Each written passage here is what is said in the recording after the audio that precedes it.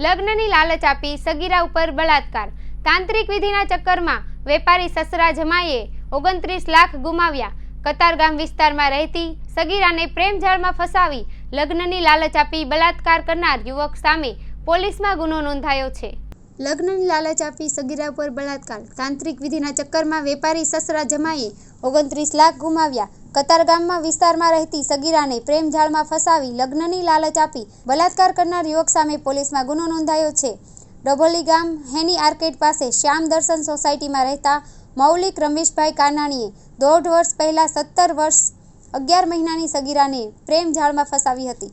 સગીરાને તેની સાથે લગ્ન કરવાની લાલચ આપી અવારનવાર તેની મરજી વિરુદ્ધ શરીર સંબંધો બાંધ્યા હતા. બનાવ અંગે સગીરાના પરિવારની ફરિયાદને આધારે પોલીસે મૌલિક કાનાણી સામે ગુનો દાખલ કરી આગળની કાર્યવાહી હાથ ધરી છે. તાંત્રિક વિધિ કરવા માટે બોલાવ્યા હતા. ઠગબાજ બાબુ શાસ્ત્રીની વાતોમાં આવી તેમના કહેવા મુજબ મુકેશભાઈએ ઓક્ટોબર 2023થી ડિસેમ્બર 2023 સુધીમાં 28.10 લાખ રોકડા અને તેના જમાઈ મિત્તલ મહેતા પાસેથી ગૂગલ પે મારફતે 1 લાખ મળી કુલ રૂપિયા 29.10 લાખ પડાવી લીધા હતા.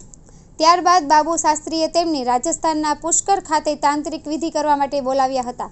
મુકેશભાઈ અને તેના જમાઈ મિત્તલ દેસાઈ વિધિ માટે ત્યાં પહોંચી જ્યોતિષ બાબુ શાસ્ત્રીને ફોન કરતા વધુ 6 લાખની માંગણી 17,000 પડાવી લીધા બાદ તાંત્રિક વિધિ કરી. બાબુ શાસ્ત્રીને ફોન કરતા વધુ 6 લાખ માંગી 57,000 પડાવી લીધા બાદ તાંત્રિક વિધિ કરાવી ન હતી. પોલીસે ગુનો નોંધી તપાસ હાથ ધરી. મુકેશભાઈ અને મિત્તલ સુરત આવી તેમની ઓફિસમાં જતા તાળા લાગેલા હતા અને મોબાઈલ સ્વિચ ઓફ હતો. તપાસ કરતા બાબુ શાસ્ત્રી વિધિના બહાને લોકો પાસેથી પૈસા પડાવી છેતરપિંડી કરતો હોવાનું બહાર આવ્યું હતું. તેમજ આધાર કાર્ડ ઉપરથી તેનું સાચું નામ ઉમેદ ફૂલચંદ જાશી હોવાની ખબર પડી હતી. પોલીસે મિત્તલ મહેતાની ફરિયાદને આધારે આરોપીનો ગુનો દાખલ કરી તપાસ હાથ ધરી છે.